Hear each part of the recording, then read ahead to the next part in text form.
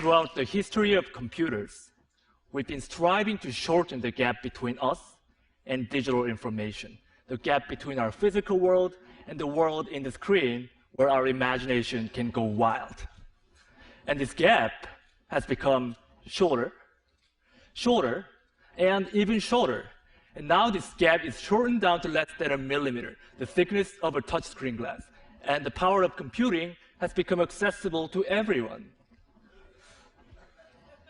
But I wondered, what if there could be no boundary at all? I started to imagine what this would look like. First, I created this tool which penetrates into the digital space. So when you press it hard on the screen, it transfers its physical body into pixels. Designers can materialize their ideas directly in 3D, and surgeons can practice on virtual organs underneath the screen. So with this tool, this boundary has been broken. But our two hands still remain outside the screen. Then how can you reach inside and interact with the digital information using full dexterity of our hands? At Microsoft Applied Sciences, along with my mentor, Katie Blanche, I redesigned the computer and turned a little space above the keyboard to a digital workspace.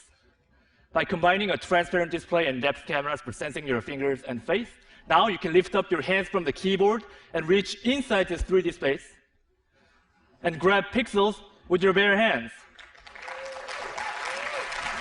Because Windows and files have the position in the real space, selecting them is as easy as grabbing a book off your shelf. Then you can flip through this book while highlighting the lines, words on the virtual touchpad below each floating window. Architects can stretch or rotate the models with their two hands directly. So in these examples, we are reaching into the digital world. But how about reversing this role and having the digital information reach us instead? I'm sure many of us have the experience of buying and returning items online, but now you don't have to worry about it. What I got here is an online augmented fitting room. This is a view that you get from head-mounted or see-through display when the system understands the geometry of your body.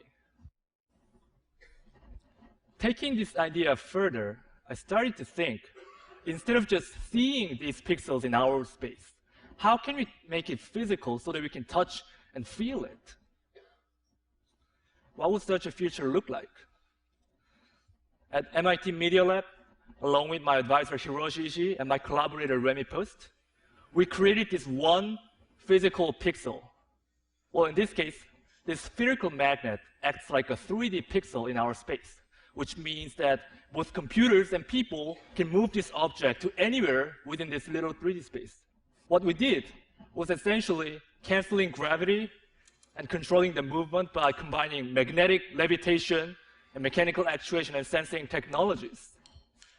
And by digitally programming the object, we're liberating the object from constraints of time and space, which means that now human motions can be recorded and played back and left permanently in the physical world.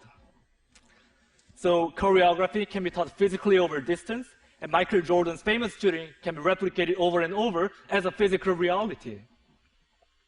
Students can use this as a tool to learn about the complex concepts such as the planetary motion, physics. And unlike computer screens or textbooks, this is the real, tangible experience that you can touch and feel, and it's very powerful. And what's more exciting than just turning what's currently in the computer physical is to start imagining how programming the world will alter even our daily physical activities.